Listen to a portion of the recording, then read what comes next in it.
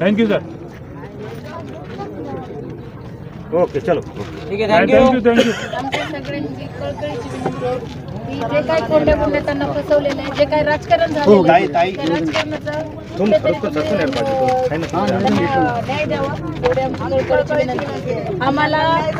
आम्हाला कुठल्याही प्रकारचा आताताईपणा करायचा नाहीये किंवा कुठल्याही प्रकारे कायदा हातात घ्यायचा असता तर आम्ही 14 दिवस पाठीमागेच घेतला असता. आम्हाला कुठल्याही प्रकारची स्टंटबाजी करायची नाहीये.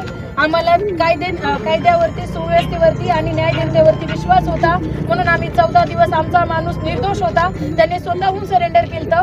पण आमचा विश्वास होता म्हणून आम्ही 14 दिवस कुठल्याही प्रकारे रस्त्यावर आलो नाहीत.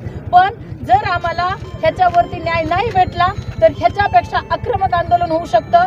आम्ही सामूहिक आपलं साखळी उपोषण करू, सामूहिक आम्ही आत्मदहन करू. त्याला सगळ्याला तुम्हाला फेस करावं लागेल आणि मला प्रशासन जिम्मेदार राहील. माझं तुम्हाला देवेंद्र फडणवीस साहेबांना सगळ्यांना कळकळीची विनंती आहे की फक्त फोन कॉलद्वारे किंवा फोटोद्वारे किंवा ह्याच्याद्वारे आता तुम्ही आंदोलनस्थळी आले, गावकऱ्यांनी काय निवेदन दिलं आणि हे आंदोलन स्थगित झालं, तात्पुरतं झालं, काय नेमकी आंदोलकाची मागणी? या ठिकाणी मौजे पांगरे या गावातील